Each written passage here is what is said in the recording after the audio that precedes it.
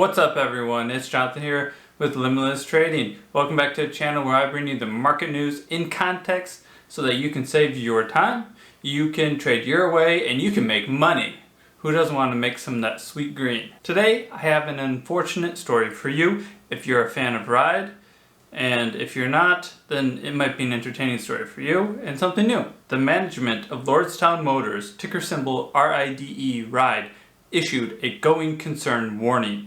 Management just told investors their stock is in trouble and maybe they should run away. If you'd like to hear more about going concern warnings and Ride's situation, as well as some other examples of going concern warnings, maybe some happy endings, maybe, and how Ride compared to some of their competitors, maybe this comparison shows why they're in this situation in the first place, stick around and then I will tell you what I think you should do at the very end. So if you want to skip to the end right now, go ahead and do that and you can find out my recommendation. But first, if you're new to the channel, I'm Jonathan.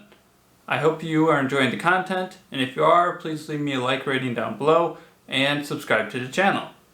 Let's go ahead and jump into the content for today. Going concern is an accounting term for a company that has the resources needed to continue operating indefinitely. Going concern is an assumption. All companies are said to have this to be a going concern unless they say they are not or their auditor says they're not. If a company is no longer a going concern, it must start reporting certain information on its financial statements. This is very negative because it tells the market that management's no longer sure they're going to keep going indefinitely. It tells investors maybe it's time to run. I brought two examples with me today of other companies that have issued going concern warnings over the past 12 to 18 months. The two examples are Dave & Buster's and Francesca's. Let's look at Dave & Buster's first so we can see what their situation is like. During the heart of the pandemic, Dave & Buster's management issued a going concern warning stating that with all of their restaurants closed, what are they going to do? How are they going to sell anything? How are they going to make money? And of course we don't know if we can make it to the end of the year or the end of next year. Dave & Buster's warned investors in April of 2020 that they might not survive. There is no guarantees of surviving. Before we get back to Dave & Buster's and find out if they survived or if they didn't, let's look at Francesca's. Who is Francesca's? They are a fashion retailer. Francesca's issued their going concern warning for almost the same reasons as Dave & Buster's. Basically what they said was, we have no customers, we have no sales, we have no money. Who knows if we're going to make it through the year? On the day of issuing these warnings, Dave & Buster's and Francesca's both experienced extreme downward price action on their stock prices. Down, down, down. That's where their share prices went. But one of these stories has a happy ending and one of these does not. Leave your comment down below if you can guess which one survived and which one did not survive. Okay, you've had enough time. I will reveal the answer. Dave & Buster's survived. And as we can see here from this chart, they initially dipped and then steadily recovered during the fall and winter and now the spring of 2021. Francesca's, on the other hand, sold off harder in December, and has flatlined ever since. Francesca's was delisted and is now trading on the over-the-counter markets for less than 50 cents a share. Dave & Buster's is up over 150% over the last year. Francesca's is down almost 100%. There we have it. We can see that Dave & Buster's survived the going concern warning, but Francesca's did not. Let's take a couple minutes to look at the difference and similarities between Tesla and Ride. Let's start with this. Ride and Tesla both wanted to change the market that they were entering. Tesla was entering the personal automobile space. Ride was entering a much different space. A space with fewer unit sales every year, but larger prices. The delivery space, the light vehicle space.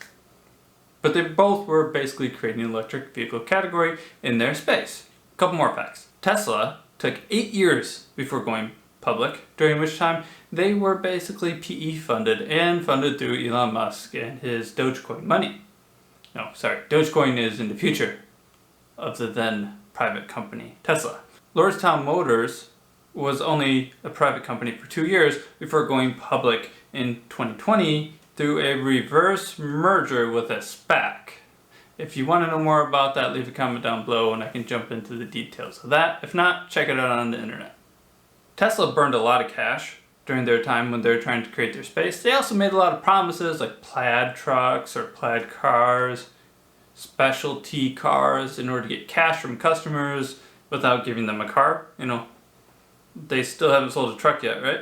What this means is Tesla survived somehow, but Ride may not. And now management of Ride, of Lordstown Motors, is admitting they might not. Let's bring into a third comparison here, just so we can see the performance over the last year and take a look at some details. Let's bring in NIO to compare with Tesla and Ride over the last year for their share price performances. NIO wins the race, coming in at over 500% gain, Tesla at 200%, and Ride at, only 5%.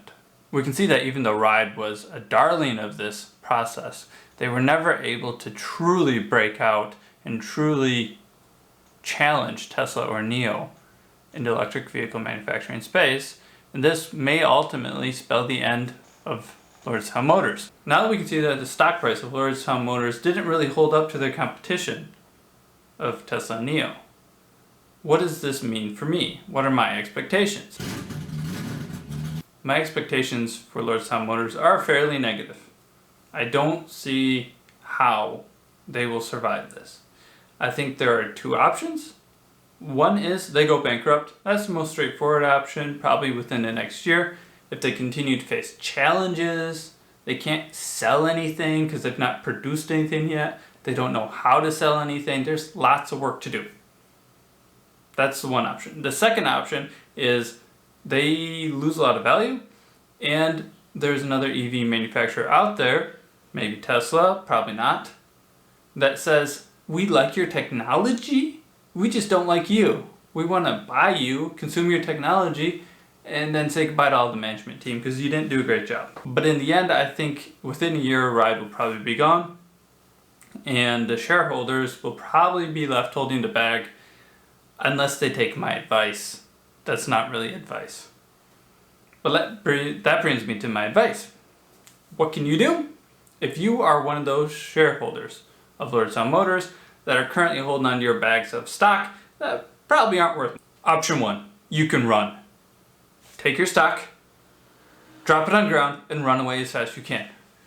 If your broker has a flatten button, hit it, be done with it, move on, say it's over. Option 2, trim your position. That's a fancy way of selling some of your shares, but maybe not all of them. Option 3, it'll sound a lot like option 2. It's called diversify. You also sell some of your shares so that maybe you can buy other electric vehicle manufacturers or something entirely different to reduce some of your risk. Option 4, double down. That's right. Say management is wrong and Ride will survive. Lordstown Motors will survive. How to double down? Maybe you buy more stock. You could buy some calls. Or you could sell some puts. My thought would be selling those puts would be the best way to double down. And I do not recommend that you do that. I recommend you run. I recommend option 1, run. What do you think? Let me know down in the comments on what you think will happen with Ride and what you're doing with your own shares if you're an investor. I hope you all enjoyed the content today. Make sure to subscribe and click the notification bell to make sure you are notified when my next video comes out. Thank you all today. If you haven't yet, go ahead and check out my first video on Ride, which is now outdated. I'll put it right here and you can go ahead and take a look at it now.